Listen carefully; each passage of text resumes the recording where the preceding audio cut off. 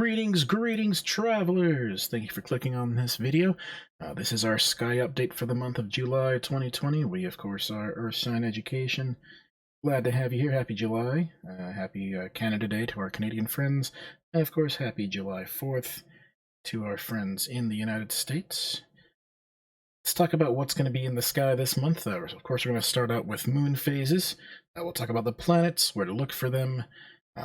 Lots of interesting and very bright things to see, particularly when it comes to planets this month.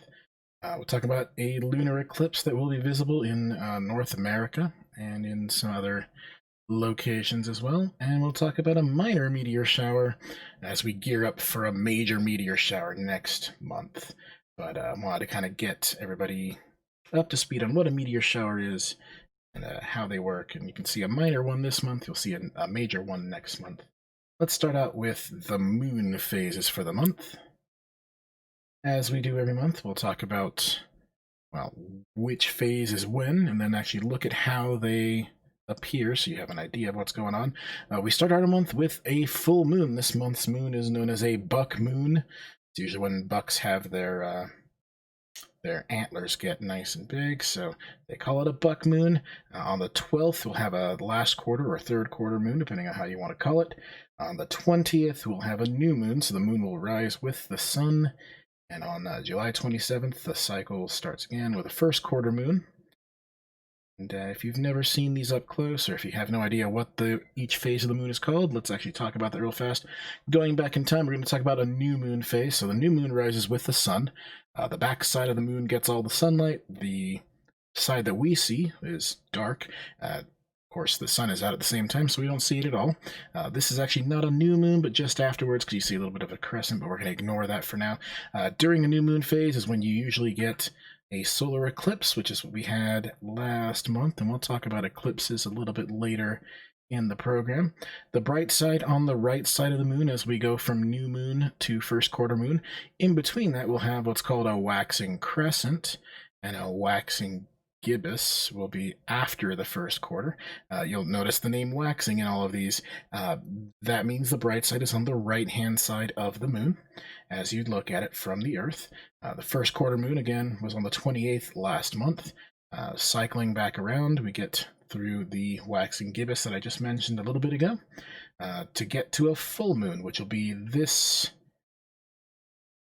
first week of July. There we go. There's our new moon, full moon, I should say, the buck moon.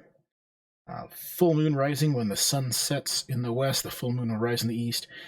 This month's full moon will also have a bit of an eclipse, which we will talk about a little bit later, which means the moon will travel into the Earth's shadow briefly. Safe to view, and we'll talk about that just a couple minutes. Hang on for that. The phases when the moon is getting dimmer and dimmer and dimmer, we call waning. So waxing is when bright side is on the right side. You have waxing crescent, waxing gibbous. You have the opposite going the other way. You have a waning gibbous leading into a third quarter moon, which we'll get on July 12th. And then that will follow with a waning crescent. Now, the waning crescent is seen in the early morning, usually right before the sun rises. Of course, the moon is only lit up because of sunlight, so you can tell where the sun is based on looking at the moon. If the bright side's on the right side, the sun just set. If the bright side's on the left side, the sun's about to rise. Helpful to remember. Back to new moon, that'll be again on the 20th of this month. Waxing crescent once again, beautiful to see. During waxing phases is when you usually get to see Earthshine.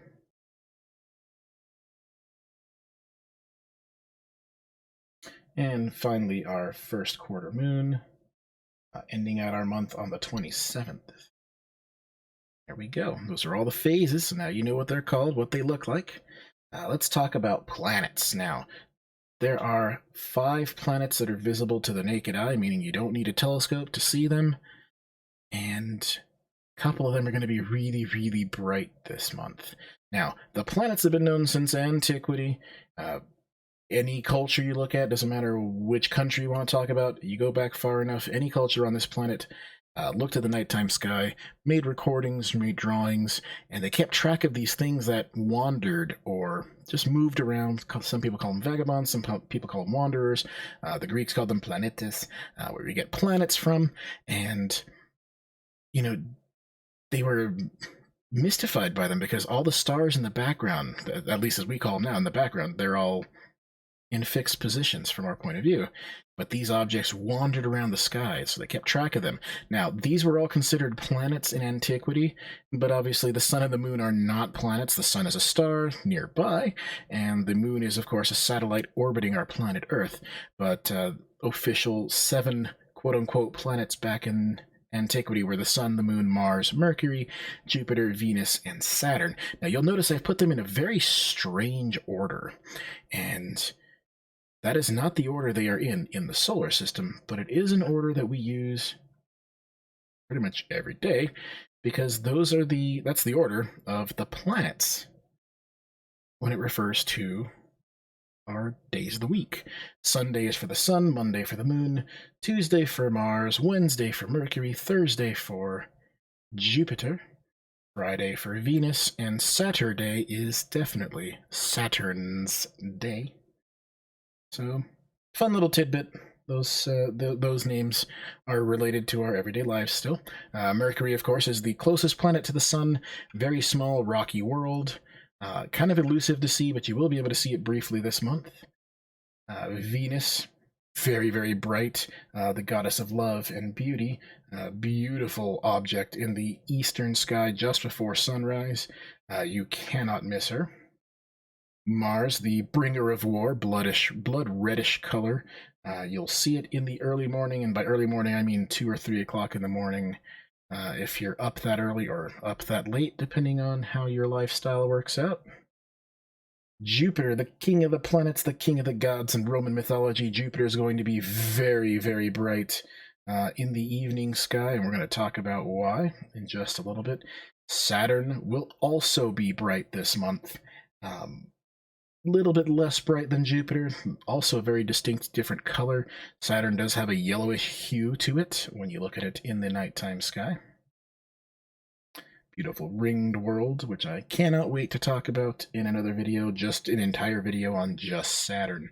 Now, before we keep going, I do want to talk about a couple of vocabulary words that I may or may not mention a few times. In particular, the word conjunction, I know I'll be using in just a little bit. It means when two objects appear in the sky, or are very close in the sky to each other, but physically are not. So they just kind of look like they're next to each other from our point of view, but in reality they're millions of miles apart. Aphelion is when an object is the furthest from another object, or in this case we're going to be talking about planets, so furthest from the sun. Perihelion is when an object is at the closest point to the sun or another object. And opposition. Opposition I've already mentioned once. Opposition is when objects, celestial bodies I should say, are on opposite sides of the sky. Easiest way to understand that is when the sun sets in the west and the moon rising in the east. During a full moon, that's the moon at opposition. So whenever something's rising at the exact same time the sun is setting, it's opposite the sun in the sky.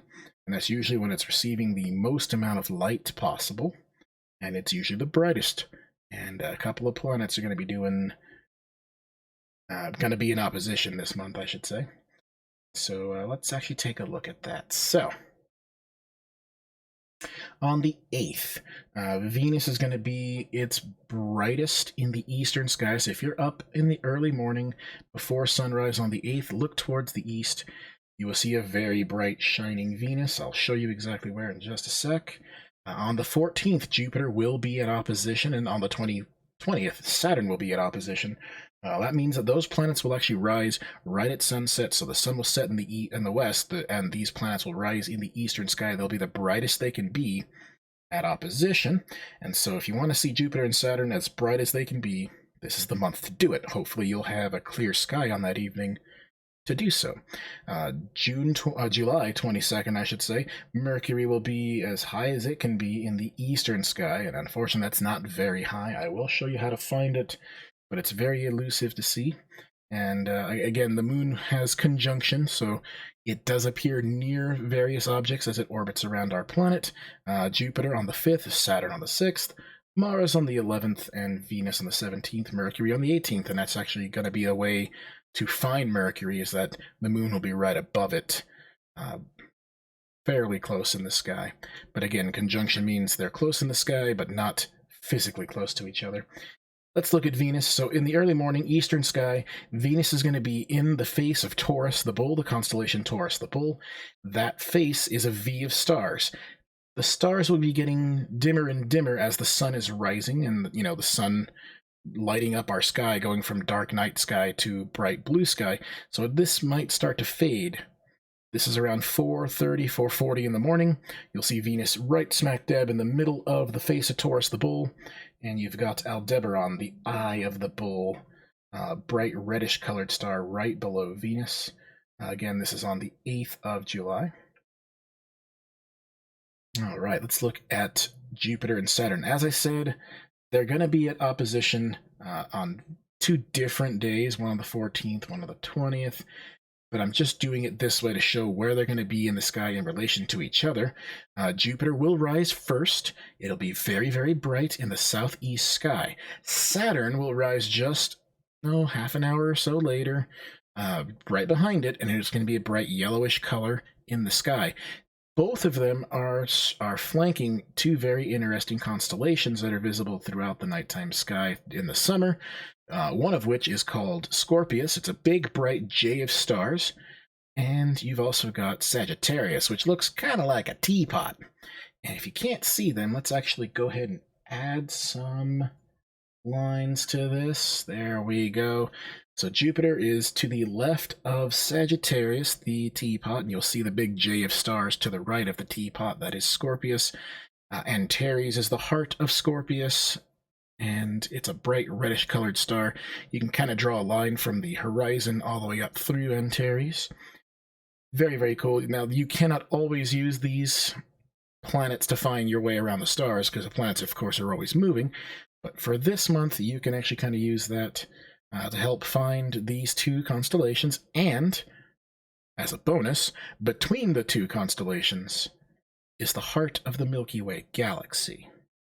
If you're out far enough away from the the city lights, you'll actually see the Milky Way rising up from the horizon right there. Mercury, as I mentioned, will be up on the later in the month, I should say. This one's on the 18th, just before sunrise. You'll see the moon right above Mercury. They're calling this conjunction. It's not really close, but close enough, I guess. Again, the moon right above Mercury. Mercury's going to be really low on the horizon. It's actually pretty hard to see. It's going to have kind of a purpley hue. Stars will twinkle, planets will not.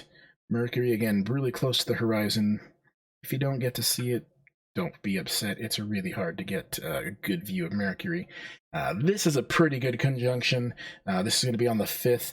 You see a little triangle made between Jupiter, Saturn, and the moon. And again, that's the 5th, so just a couple of evenings after today, because today is July 1st. And so I hope you have clear skies to be able to go out and see this. And of course, there's going to be a lunar eclipse on the 4th, so we'll talk about that in just a little bit. This is the conjunction of the moon and Mars. This is around 3:30 in the morning on the 11th. And so you either have to stay up really late, or you got to be up really early if you want to see this. Southeast sky is where you're going to be looking. Again, Mars will have a bright reddish color to it, and the moon will be pretty close by. Our final conjunction for the month will be Venus and the moon. This is on the 17th, again, early morning. So the moon will be in a crescent phase, a waning crescent phase in the eastern sky. And again, just before sunrise, you'll see this beautiful, beautiful view. And the next thing we're going to talk about is actually eclipses. There are multiple kinds of eclipses. This particular eclipse is a lunar eclipse. It's following up a solar eclipse from last month, and then there was actually a lunar eclipse the month before that as well.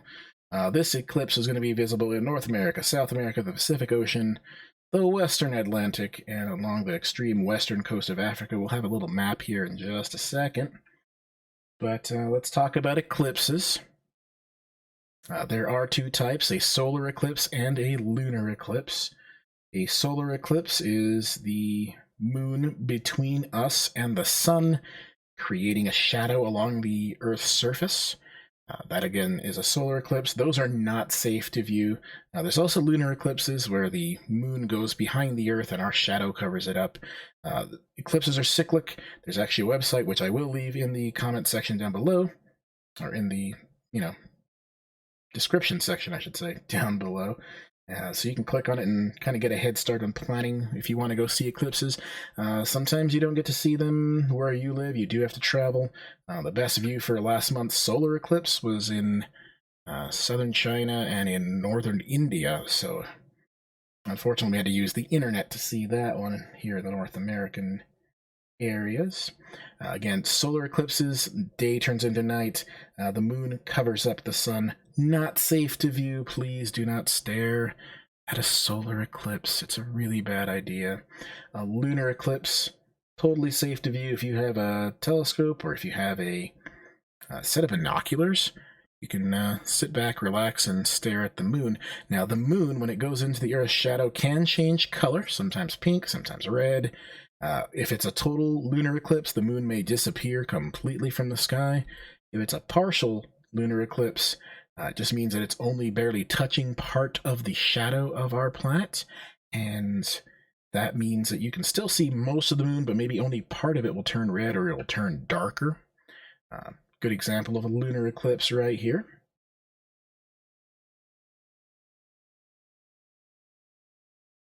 All right, so here we go. On the 4th of July, again, North and South America, the Eastern Pacific, the Western Atlantic, and the extreme western parts of Africa. The map is here. I will make a link in the section down below so you can click on it, and you'll see this one is only a partial eclipse. On the map, you got the big bullseye looking thing. The central part is the Earth's umbra. That's the darkest part of the shadow. The penumbra is the outer portion of the shadow, and the moon is just going to kind of clip the edge of it, so it won't be extremely big change in the moon's appearance, but there will be a partial eclipse. Going back to solar eclipses, this is what we saw last month.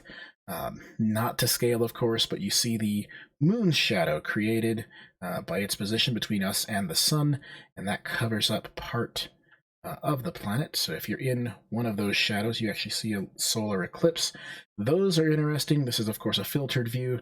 This is what is called a total solar eclipse. So the moon's size just perfectly matches up with the sun's size in our sky.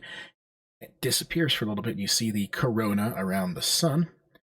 The flip side is, last month we did not have a total solar eclipse. We had what was called an annular eclipse, where the moon is a little bit further away from the Earth, and so it doesn't fully cover up the sun. It just kind of makes what we call a ring of fire, which is what you see here. We won't have one of those for a little while now. Check the eclipse listings for our next solar eclipse, and again, that'll be in the link section down below. Finally, I want to kind of talk about meteor showers. There's a minor meteor shower this month. There's always a little minor meteor shower every month, but I wanted to kind of talk about this just so we can prep for next month, because next month there's a very major meteor shower. So I wanted to talk about what a meteor shower is, what they are, and how we find them in the sky. So really quick, let's talk about definitions. Meteoroids are objects that are in space. They're either dust sized, so little tiny particles, or they're even giant boulders the size of a car, and they're floating around. You can call them space rocks if it makes it easier for you. That's a meteoroid. Once a meteoroid hits the atmosphere of a planet, so in our case, the planet Earth, it becomes a meteor, and it lights up in a big fireball. Now, it's not actually a fireball, but there's heated plasmas going on as it enters the atmosphere, and it starts to quote-unquote burn up. You call it a shooting star if you want. It's not a real star. It's actually a meteor. Once it hits the ground, if it can survive all the frictional heat that a lot of times will burn up these meteors in the atmosphere, if it actually hits the ground, you call it a meteorite. And those you can actually go out and pick up if you're lucky enough to be one of those researchers. Here's a good example of just a meteor in the sky. Looks like a nice big streak, tail pointing in one direction. and they're very, very brief. If you blink, you might miss them, and so capturing them on camera, you got to be very patient. These are not my photos. I will put credits for them, of course, at the end. On the ground, however, they will look something like this. Various sizes, various shapes. Usually they're burned on one side because they enter the atmosphere. If they're tumbling, maybe they'll burn up on multiple sides. If they're just kind of going in one unidirectional way, they'll just burn up on one side. You can actually cut them open. This one actually was, I believe, an iron meteorite that was sliced open, a very, very large meteorite, but you can actually see the striations on the inside, very, very pretty. And you can melt these down and do cool things, you know. You can make a knife out of them, or a sword. Yeah. Goodbye, space sword. Alright, so, what about this month? Well, let's talk about that. So we're going to call this the Delta Aquarids. It's actually technically called the Southern Delta Aquarids, but we're not going to worry about that. Meteors tend to have these tails, which we saw in the last couple images. During a meteor shower, you'll notice all the tails kind of point towards the same direction. We call that a radiant, and those radiants actually sit in constellations. There's 88 constellations in the sky, north and southern hemisphere combined, and whichever constellation which the radiant sits in, that's what the constellation, that's what the meteor shower gets named after, I should say. So in this case, with the name Aquarid, it's actually in the constellation Aquarius. Now, this one's, again, not a major meteor shower. InTheSky.org predicts about 25 meteors per hour, and even that depends on where you are. If you're a little bit more south, you might not see as much. If you're a little bit more north, maybe you see a little more. Just depends. 25 meteors an hour is not a lot, but if you do see meteors falling for the next few weeks, that's why. Now we're going to look at the constellations and the sky here in a second.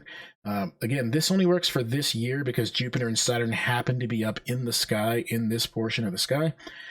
We do have it labeled on the left, so if you can see Jupiter and Saturn, draw a line through them and keep going towards the left. You will eventually find Aquarius. It is not full of very bright stars, but you will notice that is where all the meteors are going to be coming from. Meteor showers are usually best seen in the early morning, so 1 or 2 o'clock in the morning is going to be your best bet. Mars will have risen by then, so if you can draw a line between Jupiter, Saturn, and Mars, kind of in between both of them, that's where you're going to be looking. Not too helpful. There's not too many bright stars in that part of the sky, but that is where it will be coming from. All right, let's talk about what we talked about.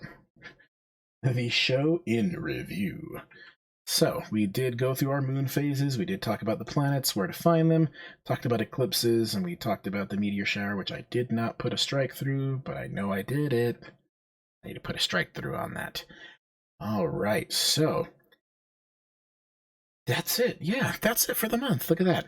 If you have a social media outlet that you use, please try to find us. We are trying to build up a following on Facebook, Instagram, Twitter, and of course here on the YouTube. So we also have a Twitch channel where every Monday I'm going to be streaming kind of a live planetarium show and freeform science discussion, people talking about astronomy and other things in chat, and we're just going to sit around and talk about them while I play around with planetarium software and possibly use Space Engine to blow up entire solar systems. If you really want to support our work financially, you don't have to, but if you're feeling generous, we do have a Patreon and a coffee account. You can buy us a ramen or a green tea or a coffee, however you want to do it. Would appreciate that if you do feel generous. And we'll get some credits rolling up. So again, all the images and things, the screen caps we do in-house with planetarium software called Stellarium. A lot of the other photos we found on open source areas of NASA's website. We did not make those, at least not yet. We're going to try to make some of our own constellation photos and photos of meteors and things like that as we go along, so that we have everything in-house. But for now, we're borrowing from NASA, so gotta give credit where credit is due. Again, happy 4th of July, happy Canada Day. Please take care of yourselves. We love you, wherever you are. See you next time.